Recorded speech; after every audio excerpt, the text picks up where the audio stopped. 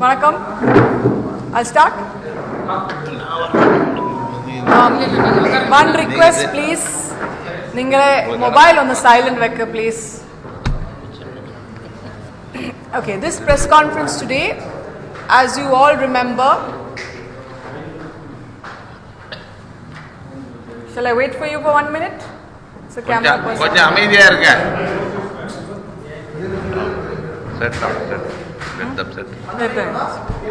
Sorry, I came sharp 4 o'clock, but your press is coming, one is coming 4:05, 4:10. They used to come 15 minutes. So I am delayed.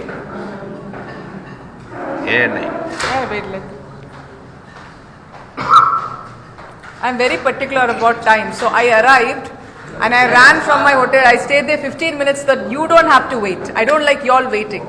That is not fair, I feel. Okay, ready? So Tamil Nadu is a special place today for us because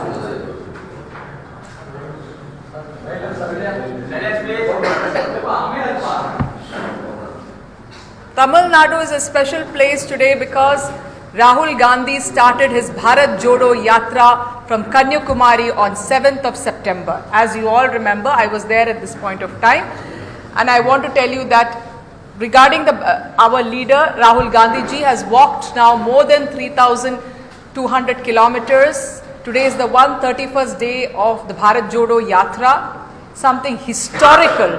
Nobody has walked post-independence from Kanyakumari to Kashmir. Right now, Rahul Gandhi ji is in Jammu and Kashmir continuing with his walk.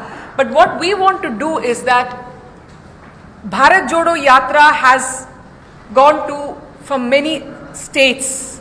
But after that, we also want to let people know in villages, panchayats, booths, that what is the problem with the present Modi government. So we made a charge sheet and we will present it at booth levels to each and every booth.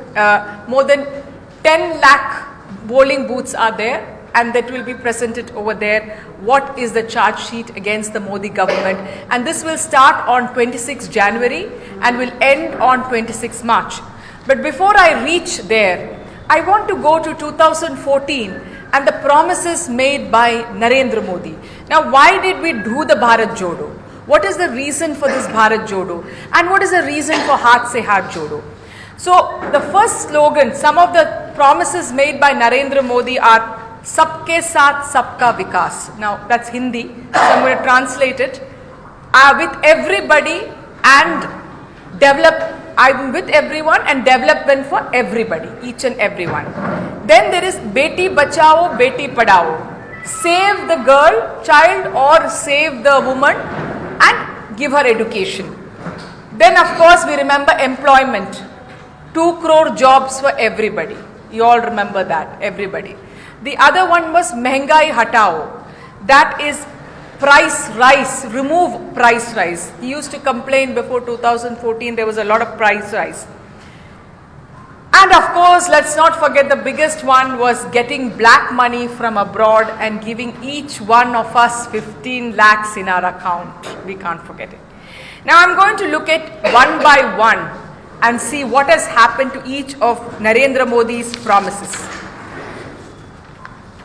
Sabka Saath, Sabka Vikas means development for everyone and Modi ji is with everyone. But what we have seen is 500% increase in crimes against minorities, against Dalits, against many others. A lot of increase in hate crimes in this country. There is polarization in this country. We have seen from 2014 mob lynching people. We have seen houses being bulldozed of the minorities without anybody going to court. They see that somebody has done some miscreant, has done some wrong thing, whether it is throwing stones or etc. They just go and bulldoze the house. You don't go to arrest them. There is no FIR. There is no court. There is nothing. So we have seen this in UP. We have seen this in Madhya Pradesh. So we can say there is complete breakdown of law and order. The next one is The unemployment, the 2 crore jobs which will be provided, which we were told we will give 2 crore jobs per year. So, we have 16 crore by now, we must have got, now we are in the 9th year, so 18 crore should have been there by now. But what we have is, in 2018, before COVID, the highest unemployment rate in 45 years. In December 2022, the unemployment rate by CMIE and not by the Congress party or not by us is 8.3%, the report says. And we also had a question in Parliament last year when the government was asked how many crore jobs were given, how many crore people applied for jobs. The government said from 2014 onwards, 22 crore youth have applied for jobs and we could only give 7.2 lakh crores. And after COVID, let's understand one very important thing is that there is a huge job loss. More than 50 crore jobs have been lost. And what is the other reason for this job loss? It is, let us not forget what happened in 2016 called demonetization.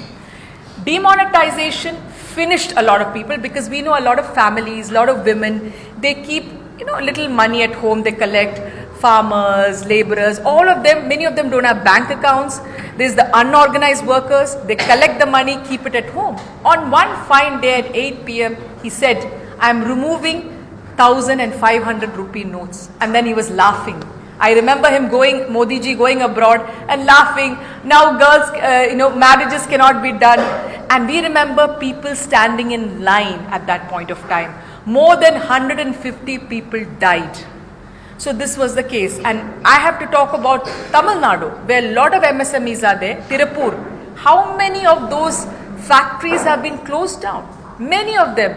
Many weaving, many saris, many other factories in Tirupur has been closed down. And it has affected many jobs, and till now we could not come back. Even before COVID, the GDP was around 4.2. So they can't tell you it is COVID today. The other thing which I'm going to come out is Beti Bachao, Beti Padhao, meaning let us save our girls and let us educate them. But what is the new slogan of the Bharatiya Janata Party? Beti Patao, Balatkariyon ko Bachao, means go and woo the girl and protect the rapists.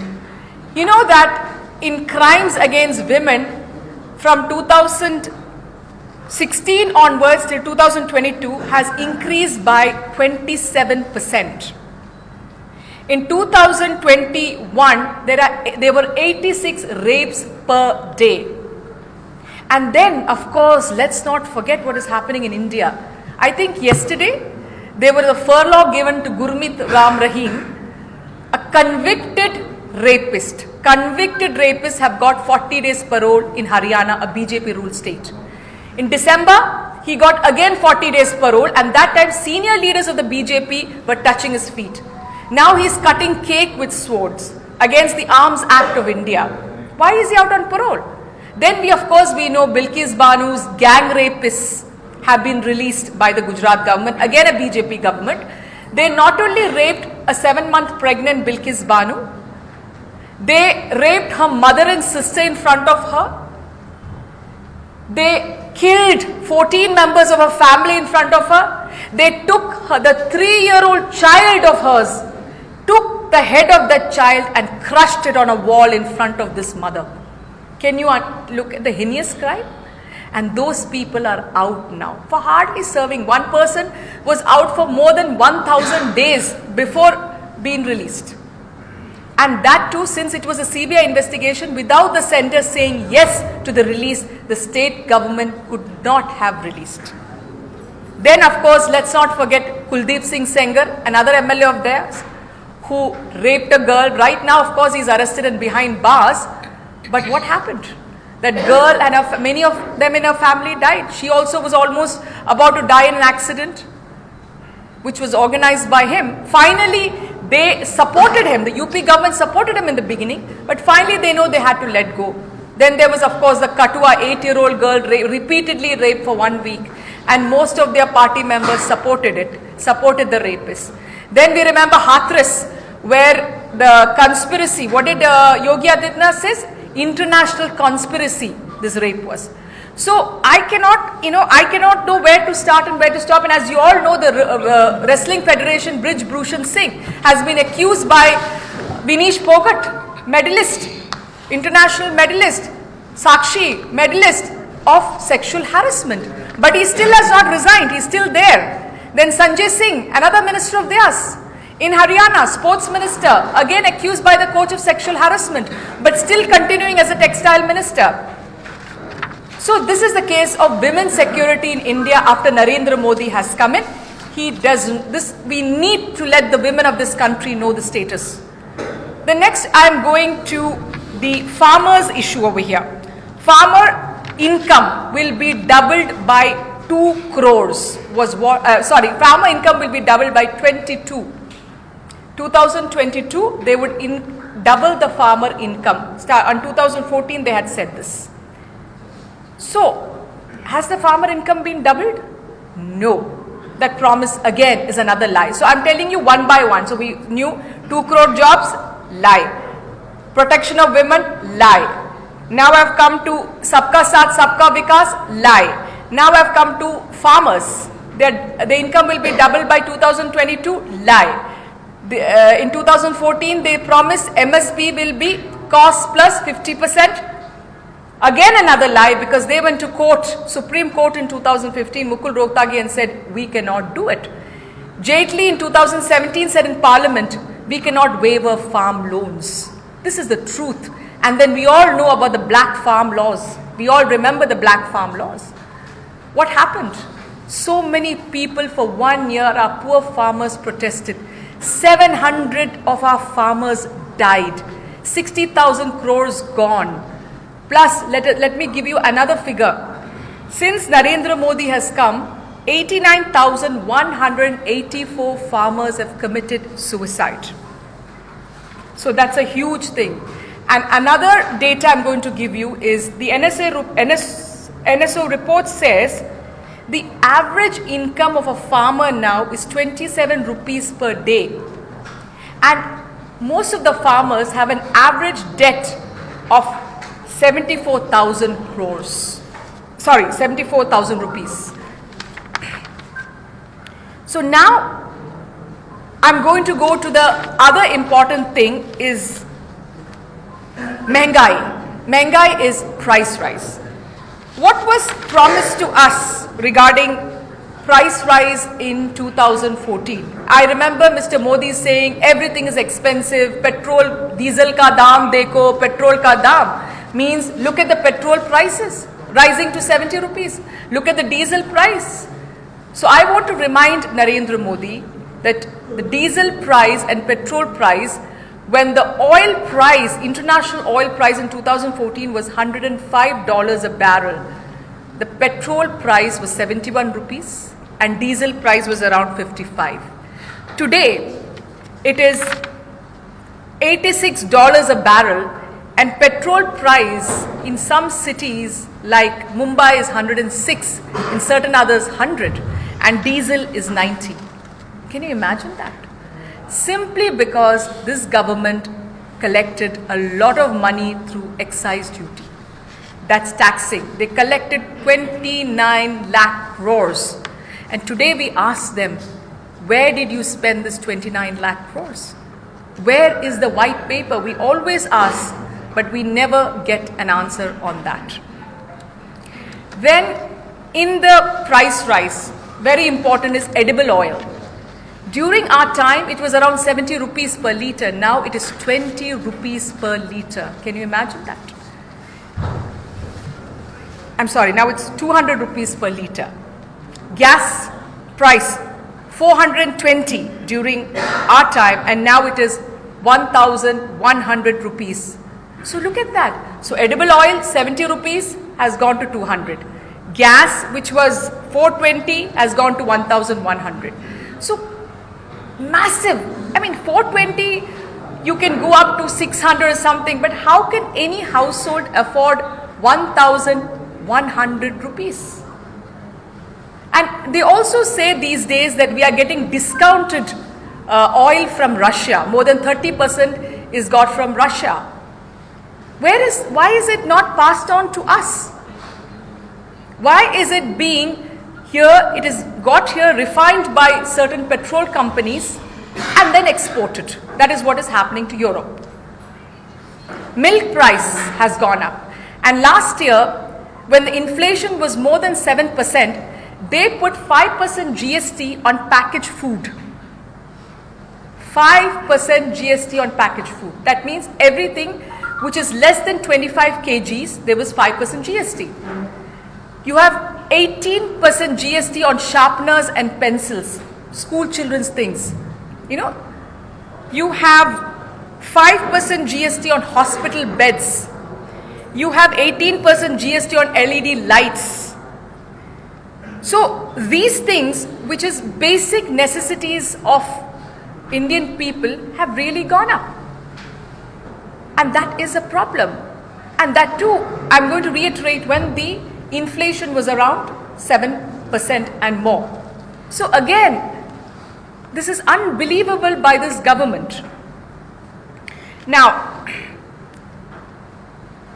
we also got a report from Oxfam that report says, a recent report says, 5% of Indians own more than 60% of the wealth, and 50% of Indians have only 3% of the wealth.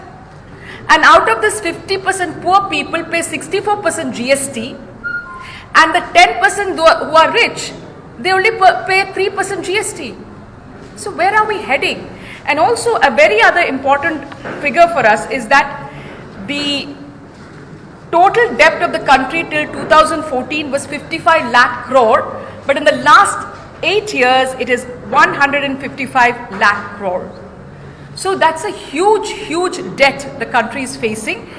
And another important figure I'm going to give you now is the Global Hunger Index. Out of the 116 countries, we are 101, below Nepal, below Pakistan, below Bangladesh. Please understand, we are below Bangladesh, below Pakistan, below Nepal. So how hungry are our people because of the disparity in this wealth? So when around 5% own more than 60% of the wealth, how are the poor supposed to live? Let's all not forget, in 2013, the UPA government got the Food Security Act, because of which wheat and rice are at very nominal price. So that is not thought by the Modi government. And another very important thing which you should know, what has taken the revenue from the government, is in 2020-21, they did a corporate tax cut in 2020-21, which led to a revenue loss of 1.84 lakh crore. 1.84 lakh crore. So that again has a huge, huge effect.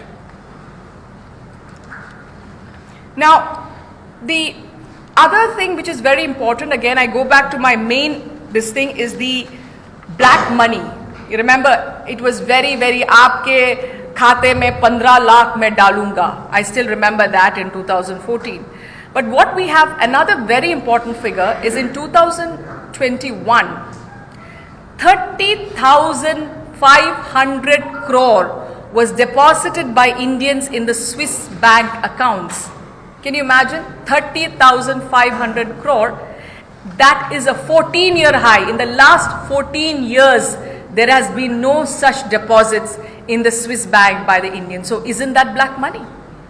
Isn't that black money?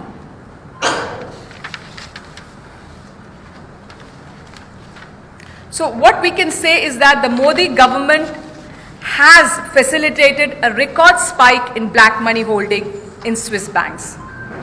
And let's also understand that 10 lakh crore has been written off of the rich by the Modi government or the BJP government. Whereas we, the Congress party, in 2008 wrote off farm loans, the poor farmers' loans, around 78,000 crore the UPA government wrote off. So we think about the farmers, the poor. We write off their loans. Whereas this government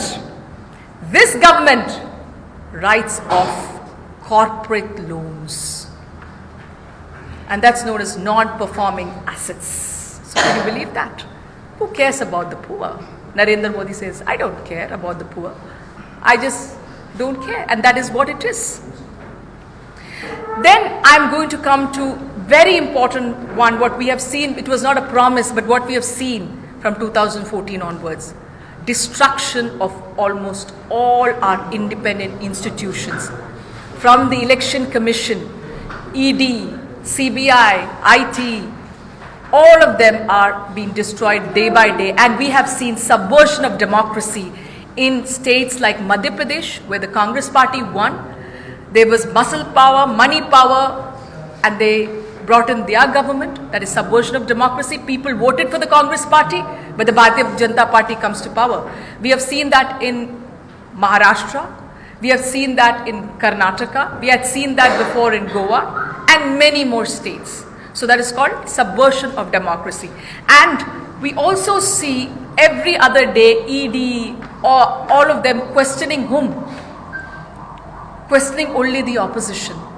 And if they see anything, if there is a Narayan Rane who was questioned before by the ED, the minute he joins the Bharatiya Janata Party, he has no more questions.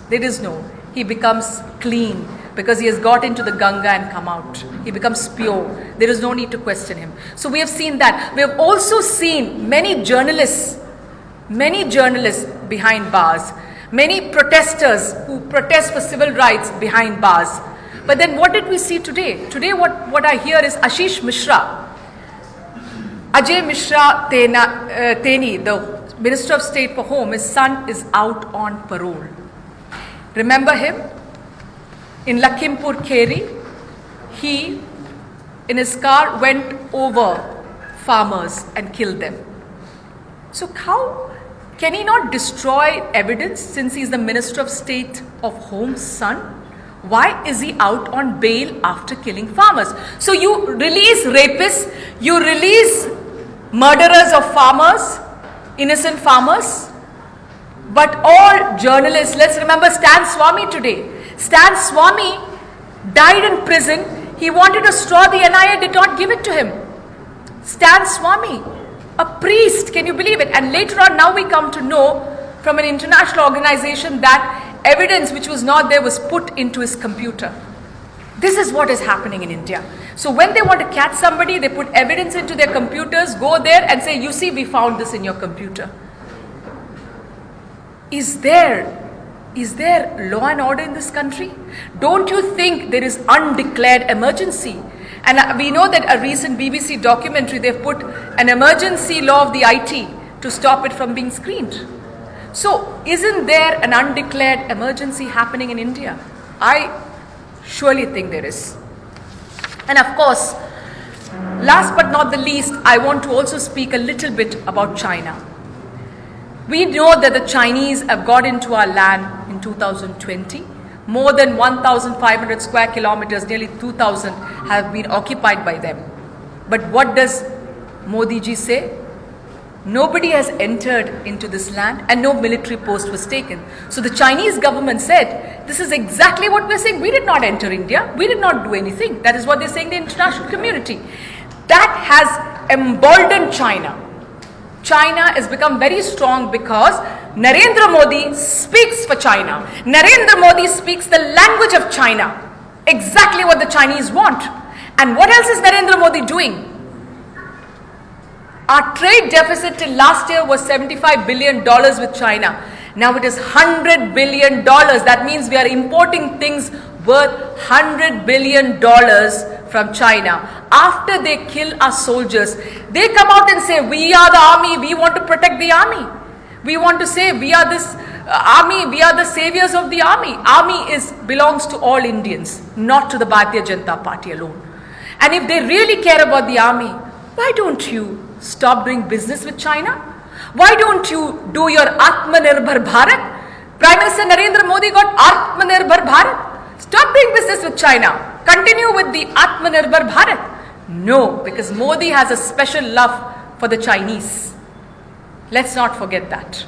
And of course, the only Prime Minister, Manmohan Singh ji never visited Pakistan. The only Prime Minister was, after Manmohan Singh, of course, this particular Prime Minister has gone to Pakistan multiple times. And let's also not forget, because I'm talking about nationalism, the only party has, when Pathankot happened, they invited ISI to investigate Pathankot. ISI is the perpetrator of that. And they invite. So who is the actual Deshdrahi here? The Bharatiya Janata Party.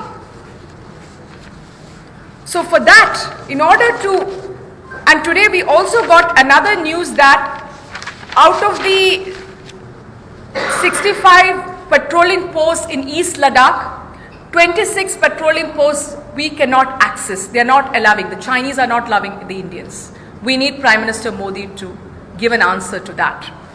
So in order to bring all these things which I'm telling today to you, a lot of people don't know about it. Why? Media freedom crushed after 2014. Maybe in Tamil Nadu the media is free. Maybe in Kerala the media is free. Come to North India. They cannot report anything. Nobody is discussing the BBC documentary. Nobody was discussing the Morbi Bridge in which 150 people died, out of that 55 children.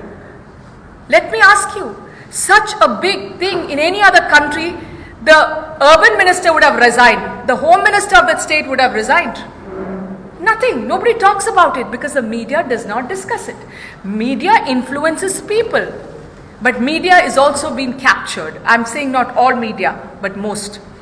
So for this, we want to show what Rahul Gandhi has done. Rahul ji has said that in Parliament, he's not allowed to ask questions. Every time we talk about unemployment, price rise, China, any sort of corruption of the Bharatiya Janata Party, we are not allowed. Bills are passed without discussion, without going to the standing committee, nothing. They just pass bills. So Rahul ji has told us that if I cannot speak in Parliament, I am going out there to speak to the people individually. I have seen Rahul Gandhi ji, I walked with him, and I must say, he is talking to ASHA workers, he's talking to Manrega workers, he's talking to manual scavengers, he's talking to the garbage picker, he is talking to industrialists, he is talking to hotel owners, he's talking to MSME owners, he's talking to children, he's talking to the youth who are going to college and finding out each one's difficulty. That is what Rahul Gandhi is doing. And let's remember one more very important thing. You must have heard of Man Ki Baat, where the Prime Minister just talks and talks and we have to listen. Well, Rahul Gandhi ji is not doing Man Ki Baat. He is listening.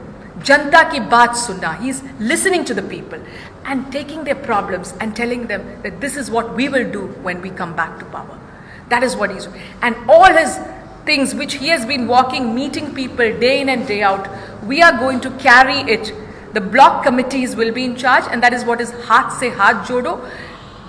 The thing of love, so much of hatred in this country. We want to join hands.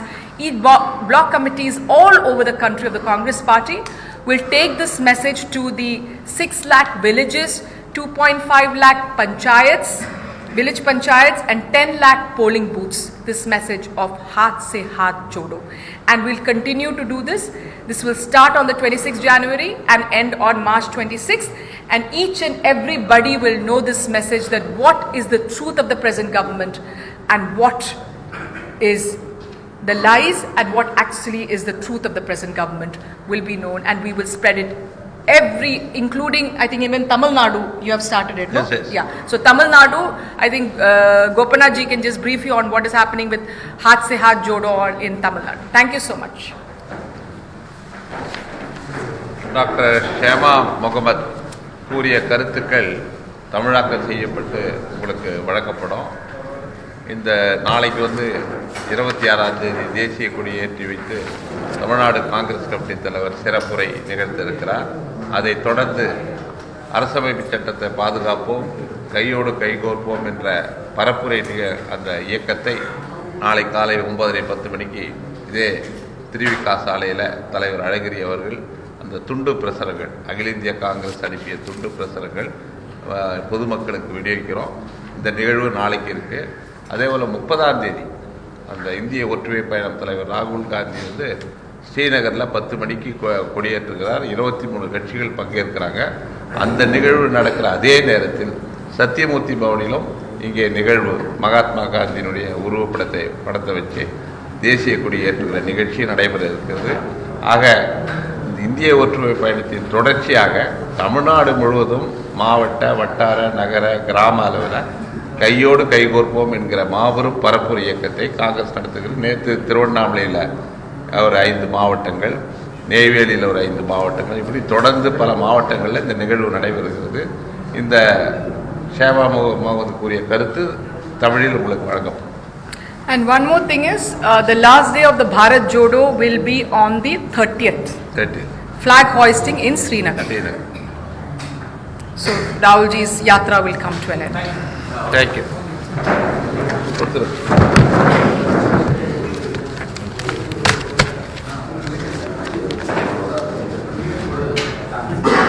Did you take photo of us sitting together? Just tell him.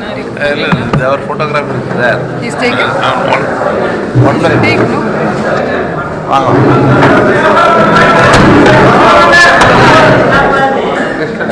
Krishna, our photographer.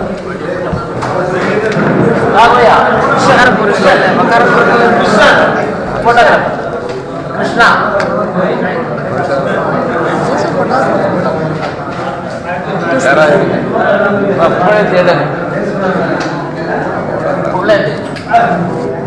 யாரா போட்டு